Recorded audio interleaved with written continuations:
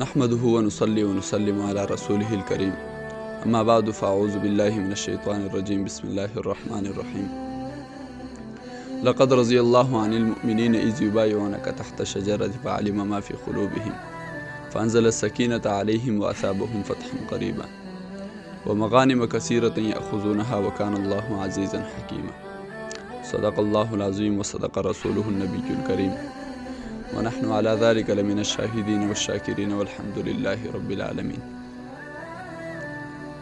محترم سامعین، آج میں آپ حضرات کے سامنے صلح حدیبیہ کے مختصر حالات ذکر کروں گا۔ ان حالات کے بیان کرنے سے اصل مقصد یہ ہے کہ اللہ تعالی ہمارے دلوں میں حضور صلی اللہ علیہ وسلم اور آپ کے صحابہ کی سچی اور کامل محبت نصیب فرمائے۔ صلح حدیبیہ کے اصل واقعے کی ذکر کرنے سے پہلے اس کا پس منظر آپ حضرات کے سامنے بیان کروں گا۔ سن 6 ہجری کو حضور صلی اللہ علیہ وسلم نے خواب دیکھا کہ میں صحابہ کرام کے ساتھ بیت اللہ شریف میں داخل ہو رہا ہوں اور میرے ہاتھوں میں خانہ کعبہ کی چابیاں ہوتی ہیں اور صحابہ بعض بال منڈوا رہے ہوتے ہیں، بعض بال چھوٹے کر رہے ہوتے ہیں اور قربانی کر رہے ہوتے ہیں۔ حضور صلی اللہ علیہ وسلم نے جب اپنا خواب صحابہ کو سنایا تو ان کی خوشی کا کوئی ٹھکانہ نہ رہا۔ وہ جانتے تھے کہ نبی کا خواب سچا ہوتا ہے، عام لوگوں کا خواب سچا بھی ہو سکتا ہے، جھوٹا بھی ہو سکتا ہے۔ عام لوگوں کے خواب میں ہو سکتا ہے کہ خواب تو اس کا فرحت انگیز ہو لیکن اس کی تعبیر غم آمیز ہو سکتا ہے کہ خواب میں اس نے عمارتیں دیکھی ہوں لیکن اس کی تعبیر غربت کی صورت میں ظاہر ہو سکتا ہے کہ خواب تو اس کا خوشی کا ہو، خواب میں شادی ہو لیکن اس کی تعبیر بربادی کی صورت میں ظاہر ہو۔ لیکن نبی کا خواب برحق ہوتا ہے اور اس کی تعبیر نبی اپنی خداداد صلاحیت اور علم کی بنیاد پر کرتا ہے۔ چنانچہ جب صحابہ نے حضور صلی اللہ علیہ وسلم کا خواب سنا تو انہیں یقین آ گیا کہ ہم حرم کعبہ میں داخل ہوں گے، لیکن وہ تعبیر میں ٹھوکر کھا گئی۔ انہوں نے سوچا کہ یہ پورا واقعہ اسی سال پورا ہوگا۔ کعبہ کو دیکھے ہوئے 6 سال گزر گئے تھے۔ کعبہ کی یاد ستا رہی تھی، حجر اسود یاد آ رہا تھا، صفا مروہ یاد آ رہا تھا، اب زمزم کی یاد پیاس کو بھڑکا رہی تھی۔ مکہ مہاجرین کا وطن تھا اور وطن سے محبت کرنا کوئی بری بات نہیں ہے، البتہ وطن کی پرستش کرنا بری بات ہے۔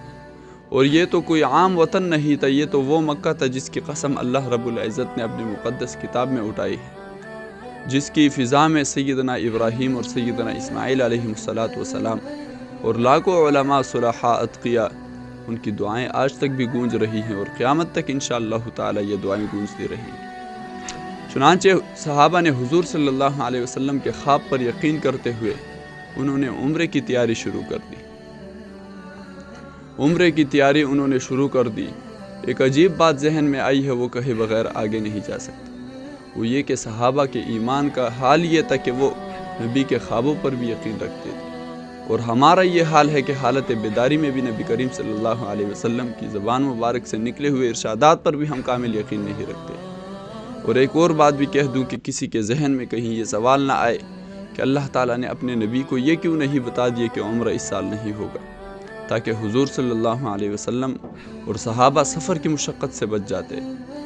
تو میرے دوستو، آپ خود بتائیے اگر یہ سفر نہ ہوتا تو بیت رضوان کیسے ہوتی؟ 1400 صحابہ کو حضور صلی اللہ علیہ وسلم کے ہاتھ مبارک پر بیت کا شرف کیسے حاصل ہوتا؟ سیدنا عثمان رضی اللہ تعالیٰ عنہ کی فضیلت کیسے ظاہر ہوتی؟ صحابہ کو اللہ تعالیٰ کی خوشنودی کا پروانہ کیسے ملتا؟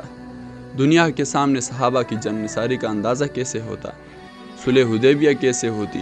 فتح مکہ کی تمہید کیسے ہوتی؟ یہ سب کچھ تو اسی سفر کی وجہ سے ہوا۔ حضور صلی اللہ علیہ وسلم نے جب مکہ کی طرف سفر کا ارادہ کیا تو حضور صلی اللہ علیہ وسلم نے ایک نابینا صحابی حضرت عبداللہ ابن ام مکتوم رضی اللہ تعالیٰ عنہ کو اپنا نائب مقرر فرمایا۔ وہ لوگ جو نابیناؤں اور کمزوروں کو حقارت کی نظر سے دیکھتے ہیں وہ یہ بات نوٹ فرما لیں کہ کائنات کے آقا صلی اللہ علیہ وسلم جب سفر کر رہے تھے تو آپ نے ایک نابینا کو اپنا نائب مقرر فرما کر اپنی امت کو یہ سبق دیا کہ کسی بھی معذور، کسی بھی کمزور، کسی بھی نابینا کو حقارت کی نظر سے مت دیکھو۔ حضور صلی اللہ علیہ وسلم کے ہر فعل، ہر عمل میں ہمارے لیے بے شمار اسباق ہیں۔ یکم ذی قعدہ سن 6 ہجری کو حضور صلی اللہ علیہ وسلم اپنی قصوہ نامی اونٹنی پر سوار ہوئے اور سفر شروع کر دیا۔ 1400 صحابہ بھی آپ کے ساتھ عمرے کے لیے تیار ہو گئے اور انہوں نے اپنے ساتھ 70 قربانی کے اونٹ بھی لیے۔ ذیقعدہ کا مہینہ تھا اور عربوں کا قدیم دستور یہ تھا کہ دوست ہو یا دشمن ہو اسے احرام باندھ کر جو مکہ آئے گا اسے عمرے سے روکا نہیں جاتا تھا۔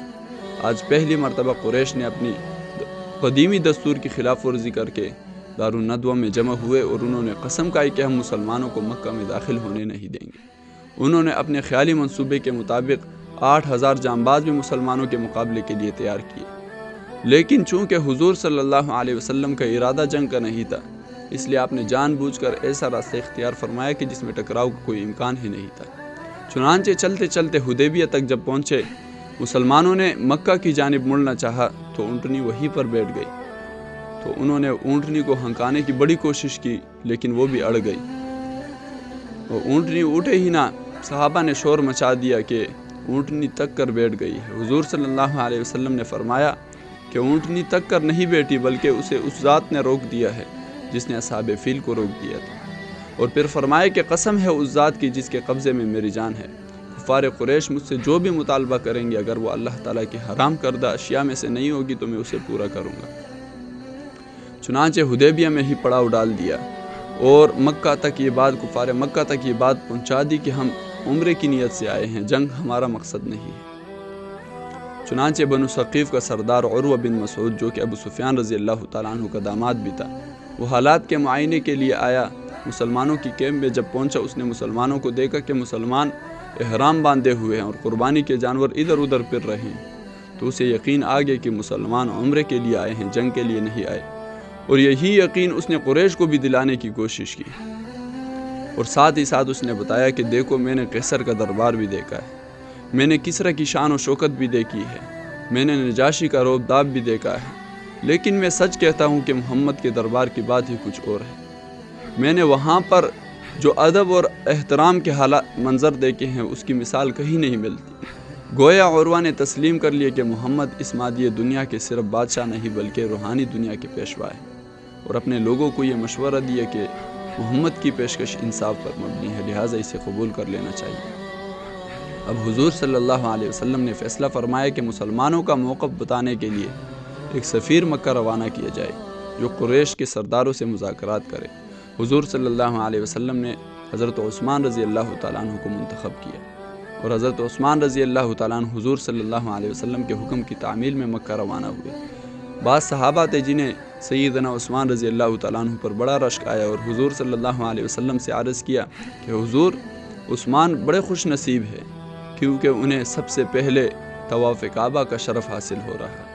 حضور صلی اللہ علیہ وسلم اپنے ایک ایک جان نثار کو جانتے تھے۔ آپ نے فرمایا کہ نہیں ایسا ہرگز نہیں ہو سکتا، جب تک میں طواف نہیں کروں گا تب تک عثمان بھی طواف نہیں کرے گا۔ ادھر حضور صلی اللہ علیہ وسلم سیدنا عثمان غنی رضی اللہ تعالیٰ عنہ کے متعلق اپنے خیالات کا اظہار فرما رہے تھے، اور ادھر قریش کی جانب سے سیدنا عثمان غنی رضی اللہ تعالیٰ عنہ کو پیشکش کی جا رہی تھی کہ اگر تم چاہو تو گفتگو شروع کرنے سے پہلے بیت اللہ کا طواف کر لو، لیکن سیدنا عثمان غنی رضی اللہ تعالیٰ عنہ نے دو ٹوک جواب دیا، فرمایا کہ ہرگز نہیں ہو سکتا کہ جب تک محمد طواف نہیں کریں گے تب تک میں بھی طواف نہیں کروں گا، حضور کے بغیر میں کیسے طواف کروں۔ اس بات پر انہیں بہت غصہ آیا اور سیدنا عثمان غنی رضی اللہ تعالیٰ عنہ کو وہیں پر روک دیا۔ ادھر مسلمانوں میں یہ افواہ پھیل گئی کہ سیدنا عثمان غنی رضی اللہ تعالیٰ عنہ کو شہید کر دیا گیا۔ حضور صلی اللہ علیہ وسلم کو جب یہ اطلاع ملی تو مسلمانوں میں غصہ بہت زیادہ بڑھ گیا، اور حضور صلی اللہ علیہ وسلم نے فرمایا کہ جب تک ہمارے جسم میں خون کا ایک قطرہ بھی باقی ہے تب تک ہم لڑیں گے اور خون عثمان کا بدلہ لیں گے۔ چنانچہ حضور صلی اللہ علیہ وسلم نے ایک ببول کے درخت کے نیچے صحابہ اکرام سے بیعت لینی شروع کی۔ 1400 صحابہ نے حضور صلی اللہ علیہ وسلم کے ہاتھ مبارک پر بیعت کا شرف حاصل کر لیا، اور یہ بیعت تاریخ اسلام میں بیعت رضوان کے نام سے جانی جاتی ہے۔ اور آخر میں حضور صلی اللہ علیہ وسلم نے اپنا دائیں ہاتھ اٹھایا اور فرمایا کہ یہ عثمان کا ہاتھ ہے، اور اپنے بائیں ہاتھ پر مار کر فرمایا کہ یہ عثمان کی بیعت ہے۔ اور یہ انداز اور یہ جذبہ جہاد اللہ تعالیٰ کو اتنا پسند آیا کہ اللہ تعالیٰ نے اپنے مقدس کتاب میں اس کا ذکر فرمایا لقد رضی اللہ عن المؤمنین اذ یبایعونک تحت الشجرہ، کہ تحقیق اللہ تعالیٰ مومنوں سے راضی ہوئے، اذ یبایعونک، جب وہ آپ سے بیعت ہو رہے تھے، تحت الشجرۃ، ایک درخت کے نیچے، فعلم ما فی قلوبہم، پس اللہ تعالیٰ نے جان لیے جو ان کے دلوں میں تھے، فانزل السکینۃ علیہم، اللہ تعالیٰ نے ان پر اطمینان نازل کیا۔ اس کے بعد یہ اطلاع ملی کہ سیدنا عثمان غنی رضی اللہ تعالیٰ عنہ زندہ ہیں اور بہت جلد واپس آ رہے ہیں۔ اس خبر نے مسلمانوں کے درمیان خوشی کی ایک لہر دوڑ گئی۔ چنانچہ قریش نے سہیل بن عمر کو اپنا نمائندہ بنا کر حدیبیہ کی طرف بھیجا۔ حضور صلی اللہ علیہ وسلم نے جب ان کو آتا دیکھا تو فرمایا کہ مسلمانوں، اب تمہارا کام آسان ہو گیا ہے۔ سہیل بن عمر جب آیا، بات چیت ہوئی، گفتگو ہوئی۔ بات چیت کے بعد معاہدے کی شرائط پر اتفاق ہوا۔ معاہدے کی شرائط سے لے کر معاہدے کی تحریر تک ہر مرحلے میں قریش نے بڑی سختی کا مظاہرہ کیا۔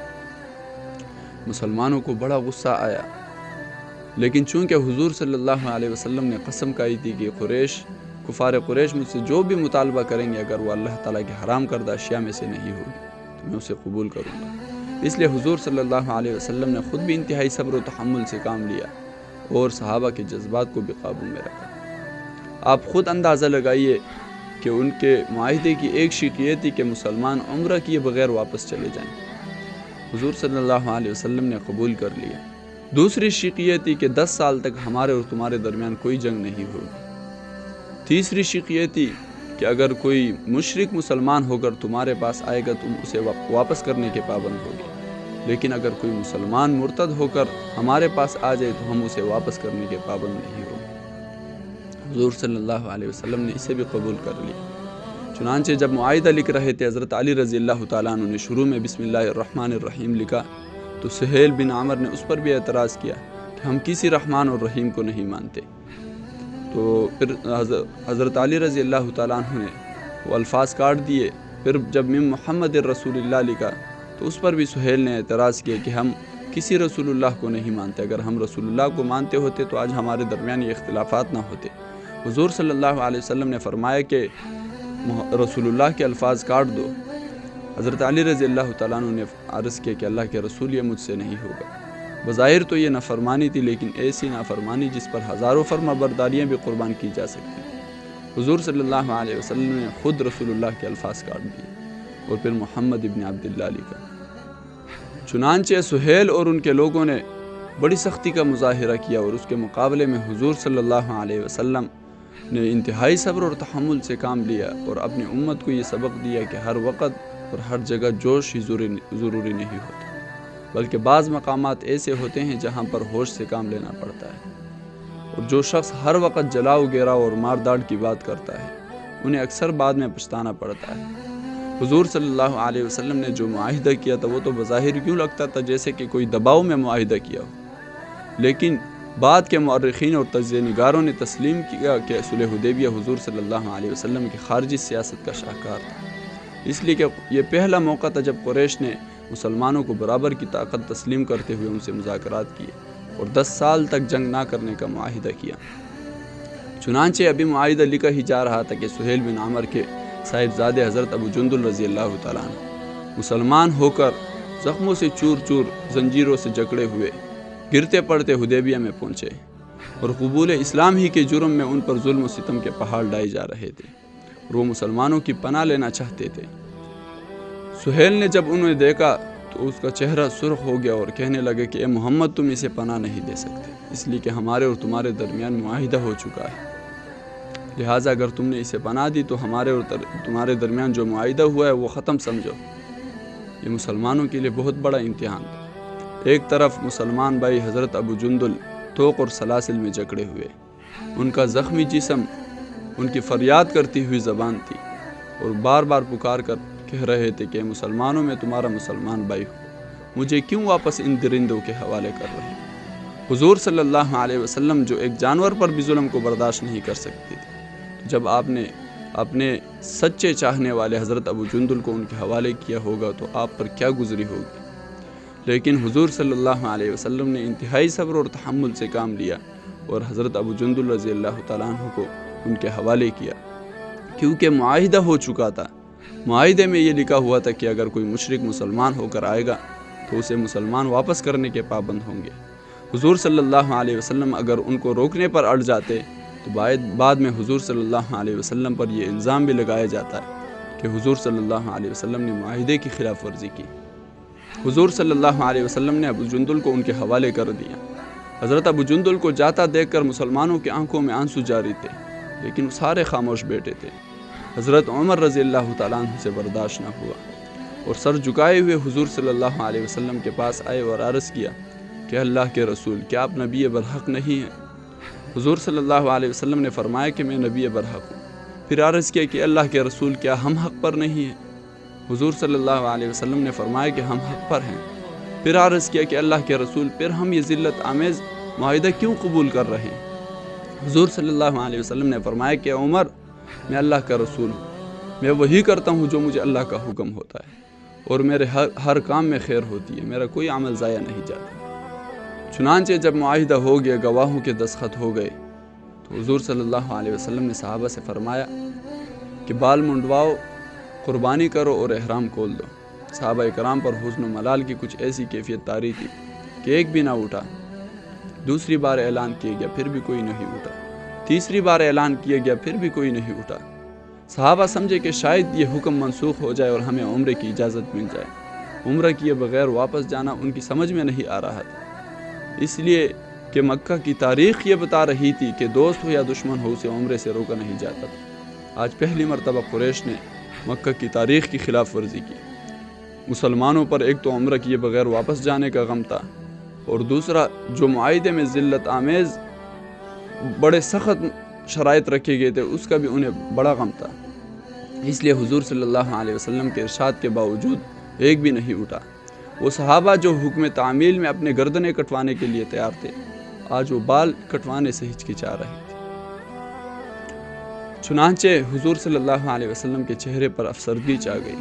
حضرت ام سلمہ رضی اللہ تعالیٰ عنہ نے جب حضور صلی اللہ علیہ وسلم کو دیکھا تو انہوں نے کوئی ایسی بات نہیں کی کہ حضور صلی اللہ علیہ وسلم کے چہرے پر افسردگی مزید زیادہ ہو جاتی۔ آپ نے عرض کیا کہ اللہ کے رسول، صحابہ بھی انسان ہیں، پے در پہ واقعات نے انہیں غم میں ڈالا ہے۔ وہ طواف کعبہ کی نیت سے آئے تھے اور قریش نے انہیں زیارت کعبہ سے بھی محروم رکھا، اور دوسرا معاہدے میں ایسی شرائط رکھی گئی جو ان کی توقعات کے بالکل برعکس تھی۔ لہٰذا انہیں کچھ کہنے کے بجائے آپ خود اپنی قربانی کیجیے اور اپنے بال منڈوائیے۔ حضور صلی اللہ علیہ وسلم نے اس پر عمل کیا۔ چنانچہ جب حضور صلی اللہ علیہ وسلم نے قربانی کی تو صحابہ سمجھ گئے کہ اب تو یہ حکم منسوخ نہیں ہو سکتا۔ چنانچہ وہ اٹھے اور اپنی قربانیاں کی اور ایک دوسرے کے بال مونڈنے لگے۔ غم اور عجلت کی وجہ سے ایک دوسرے کے بال مونڈتے ایک دوسرے کے سروں کو زخمی کر دیا اور خون بہنے لگا۔ اب حضور صلی اللہ علیہ وسلم کی اتباع سے ایک بھی محروم نہ رہا۔ حضور صلی اللہ علیہ وسلم کے حکم کی تعمیل میں صحابہ کرام سے اگر کچھ تاخیر ہوئی تو یہ صرف اور صرف اس لیے کہ شاید یہ حکم منسوخ ہو جائے اور ہمیں عمرہ کرنے کی اجازت مل جائے، ورنہ صحابہ تو اطاعت کے پے کرتے۔ اسی لیے تو حضور صلی اللہ علیہ وسلم نے بھی ان سے ناراضگی اختیار کرنے کے بجائے ان کے لیے دعا فرمائی۔ آپ نے فرمایا، اے اللہ سر منڈوانے والوں کی مغفرت فرما۔ 3 مرتبہ آپ نے یہ دعا فرمائی۔ بعض صحابہ وہ تھے جنہوں نے بال چھوٹے کیے تھے، انہوں نے عرض کیا اللہ کے رسول بال چھوٹے کرنے والوں کے لیے بھی دعا فرما دے۔ چنانچہ 4تھی مرتبہ آپ نے ان کے لیے بھی دعا فرمائی۔ مسلمانوں نے 2 ہفتے حدیبیہ میں گزارے اور یہ 2 ہفتے ان پر 2 سالوں سے بھی باری گزرے، اس لیے کہ انہیں طواف کعبہ سے بھی محروم کیا گیا اور معاہدے میں ایسی شرائط رکھی گئی جو ان کی توقعات کے بالکل برعکس تھی۔ اس لیے بعض صحابہ تھے جو اپنے آپ کو ناکام سمجھ رہے تھے اور اپنے اس معاہدے کو اپنی شکست سمجھ رہے تھے۔ چنانچہ راستے میں ہی تھے کہ حضور صلی اللہ علیہ وسلم پر وحی نازل ہوئی اور اللہ تعالیٰ نے اعلان فرما دیا، اِنَّا فَتَحْنَا لَكَ فَتْحًا مُبِينًا لِيَغْفِرَ لَكَ اللَّهُ مَا تَقَدَّمَ مِن ذَنبِكَ وَمَا تَأَخَّرَ وَيُتِمَّ نِعْمَتَهُ عَلَيْكَ وَيَهْدِيكَ صِرَاطًا مُسْتَقِيمًا، کہ بے شک ہم نے آپ کو کلم کلا فتح دی۔ حضور صلی اللہ علیہ وسلم نے جب یہ آیات، یہ سورت صحابہ کے سامنے تلاوت فرمائی تو صحابہ حیران ہو گئے کہ اس معاہدے کو فتح کیسے کہا گیا، لیکن بعد کے حالات سے ثابت ہو گیا کہ واقعی یہ فتح تھی، اس لیے کہ یہ پہلا موقع تھا کہ جب مشرکین نے مسلمانوں کو برابر کی طاقت تسلیم کرتے ہوئے ان سے معاہدہ کیا۔ دوسرا یہ کہ اس صلح کے ذریعے حضور صلی اللہ علیہ وسلم نے 10 سال تک کے لیے قریش کے ہاتھ باندھ دیے، اور تیسری بات یہ تھی کہ اس صلح کے ذریعے حضور صلی اللہ علیہ وسلم نے قریش اور یہود کو الگ الگ کر دیا، ورنہ ہوتا یہ تھا کہ سازش تو یہود کی ہوتی تھی اور بازو قریش کے استعمال ہوتے تھے۔ اس پرامن ماحول کا ایک بہت بڑا فائدہ یہ ہوا کہ اس کی وجہ سے کفار کا مسلمانوں سے میل جول ہوا اور انہیں مسلمانوں کو قریب سے دیکھنے کا موقع ملا۔ مسلمانوں کے اخلاق اور معاملات دے کر ہزاروں لوگ حلقہ اسلام میں داخل ہوئے۔ حضرت عمر بن حاسم، حضرت خالد بن ولید رضی اللہ تعالیٰ عنہ، حضرت عثمان بن ابی طلحہ رضی اللہ تعالیٰ عنہ، حضرت حاتم بن عدی رضی اللہ تعالیٰ عنہ اسی زمانے میں مسلمان ہوئے۔ اللہ تعالیٰ قرآن مجید میں ارشاد فرماتے ہیں وَعَسَىٰ أَن تَكْرَهُوا شَيْئًا وَهُوَ خَيْرٌ لَكُمْ وَعَسَىٰ أَن تُحِبُّوا شَيْئًا وَهُوَ شَرٌّ لَكُمْ وَاللَّهُ يَعْلَمُ وَأَنتُمْ لَا تَعْلَمُونَ۔ ہو سکتا ہے کہ کسی چیز کو تم ناپسند کرو اور وہ تمہارے لیے کیا ہو، بہتر ہو۔ وَعَسَىٰ أَن تُحِبُّوا شَيْئًا وَهُوَ شَرٌّ لَكُمْ، اور ہو سکتا ہے کہ کسی چیز کو تو تم پسند کرو لیکن وہ تمہارے لیے کیا ہو، بہتر نہ ہو، تمہارے لیے اس میں شر ہو، اور اللہ تعالیٰ جانتا ہے اور تم نہیں جانتے۔ انسان کا علم، انسان کی نظر، انسان کا عقل، یہ سب ناقص ہے اور اللہ تعالیٰ کا علم کامل ہے۔ ہو سکتا ہے کہ انسان کسی چیز میں اپنی ذلت سمجھتا ہو لیکن اس میں اس کی عزت ہو سکتا ہے کہ انسان کسی چیز میں اپنی شکست سمجھتا ہو لیکن اس میں اس کی فتح ہو۔ مبارک ہیں وہ لوگ جو اپنے عقل اور فکر کو اللہ تعالیٰ کے علم کے تابع کرتے ہیں۔ اللہ تعالیٰ ہمیں بھی ان لوگوں میں سے بننے کی توفیق عطا فرمائے۔ وآخر دعوانا ان الحمد للہ رب العالمین۔